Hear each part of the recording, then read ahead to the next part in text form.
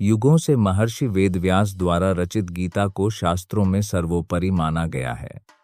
भागवत गीता को जीवन जीने की कला सिखाने वाली और हर क्षेत्र में सफलता के शिखर पर पहुंचाने वाला सर्वोत्तम ज्ञान दर्शन कहा गया है।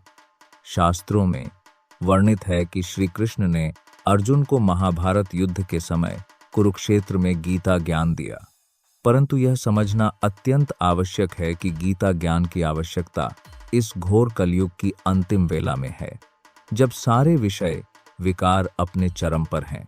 इस अज्ञान अंधकार के समय में ज्योति स्वरूप परमात्मा शिव धरा पर अवितरित होकर सच्चा गीता ज्ञान सुनाते हैं।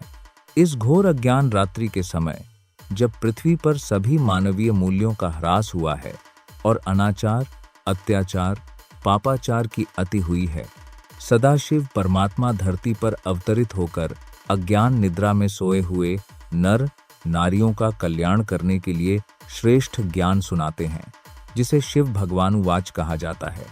कल्याणकारी परमात्मा शिव कर्मों की गुहा गति का भेद बताने व मनुष्यों के उत्तम चरित्र निर्माण हेतु जो सर्वोत्तम शिक्षा अर्थात सच्चा गीता ज्ञान सुनाते हैं, जिससे सभी मनुष्य आत्माओं को श्रेष्ठ कर्म करने की प्रेरणा मिलती है और उनका जीवन सुखमय और शांतिमय बन जाता है।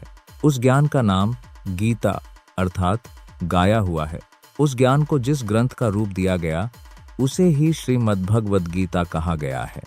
परमपिता शिव परमात्मा द्वारा उच्चारित गीता ज्ञान हमें विषय विकारों से छुड़ाने की युक्ति बताकर हमारा जीवन कौठी से हीरे तुल्य बनाता है। इसलिए शिव के दिव्य अवतरण के दिन यानी शिव रात्रि को सच्ची हीरे तुल्य गीता जयंती कहना अतिशयोक्ति नहीं होगी।